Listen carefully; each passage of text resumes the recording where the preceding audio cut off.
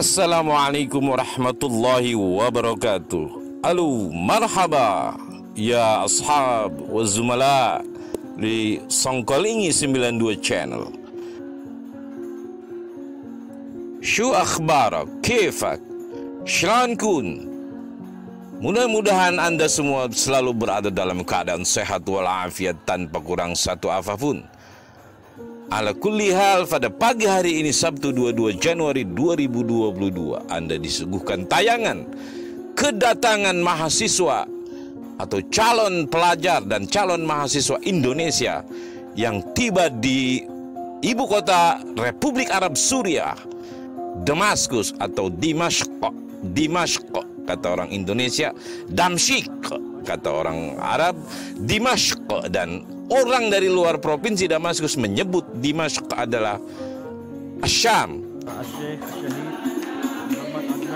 Jika orang Suriah dari provinsi lain selain Damaskus, yaitu masalan Halab, Aleppo, Ladhiqiyah, Latakia, Homs, dan semua provinsi lain selain ibu kota, dia akan bertanya kepada orang yang menuju Damaskus,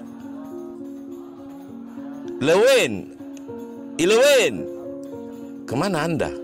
Mau kemana Anda pergi? Asyam, gue mau ke Damaskus. Disebutnya dengan perkataan Asyam, yaitu Syam.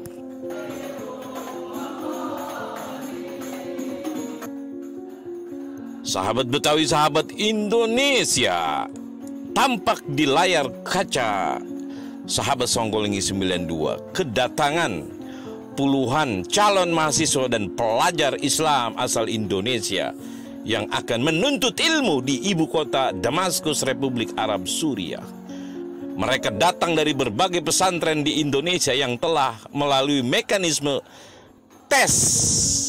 Jadi ada beberapa pondok pesantren di Indonesia yang dipercaya dan bekerja sama dengan satu ma'had atau pesantren di Suriah dan satu universitas yang ada di ibu kota Damaskus. Beberapa pesantren itu biasanya dimiliki oleh alumni dan abituren mahasiswa Indonesia yang dulu pernah belajar dan mukim di Damaskus, Republik Arab Suriah. Mereka dites, ketika dinyatakan lulus maka semuanya diboyong ke Republik Arab Suriah. Kalau untuk yang diterima di ma'had atau pesantren selama 6 tahun, yaitu pesantren milik daripada Mufti Damaskus Mendiang Syekh Adnan Al-Afyuni yang beberapa bulan lalu atau tahun lalu dibom oleh musuh-musuh negara Republik Arab Suriah yang ingin menggulingkan daripada kepemimpinan Presiden Bashar al-Assad Ibn Hafiz al-Assad.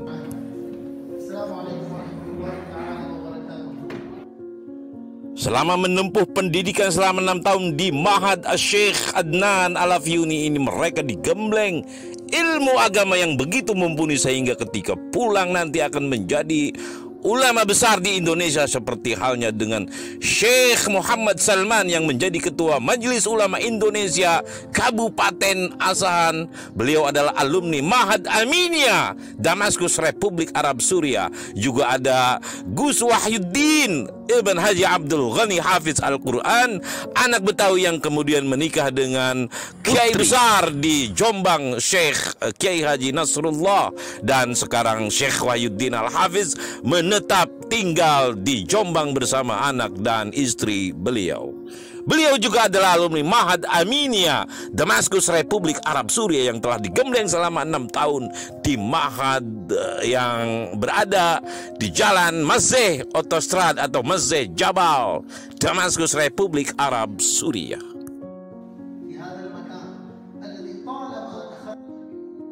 Sementara bagi calon mahasiswa Indonesia yang diterima di kampus atau di universitas, yaitu kampus Universitas Biladus Syam yang didirikan oleh Mufti Besar Suriah Mendiang Samahatus Syekh Ahmad Kaftaru.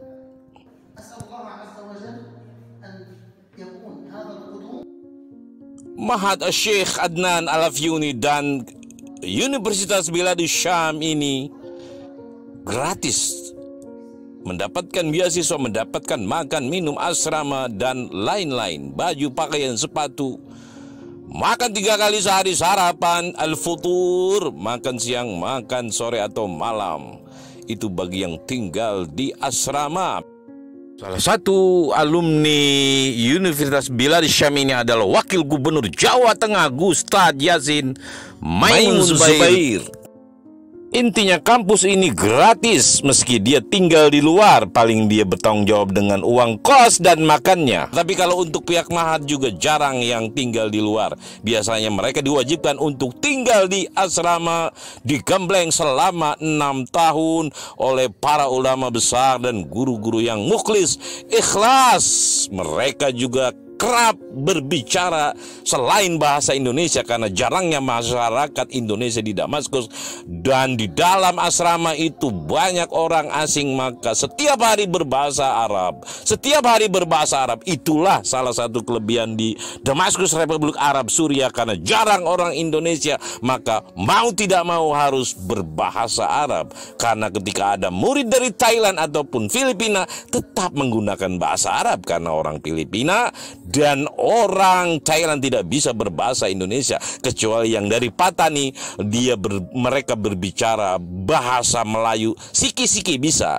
Begitu juga dari Malaysia, siki-siki bisa bahasa Indonesia, tetapi lebih banyak daripada bahasa Melayu. Intinya bahwa ketika mukim di Damaskus, karena jarangnya masyarakat Indonesia di Damaskus, maka lidah orang-orang Indonesia, masyarakat Indonesia, pelajar dan mahasiswa Indonesia akan terbiasa selalu berbicara bahasa Arab, sehingga kadang-kadang mereka kangen berbahasa Indonesia, lalu berkumpul di markas Persatuan Pelajar Indonesia PPI Damaskus yang dulu waktu kami masih di sana berada di belakang Mashfar Razi, Masjid Otostrad, Damaskus, Republik Arab Suriah.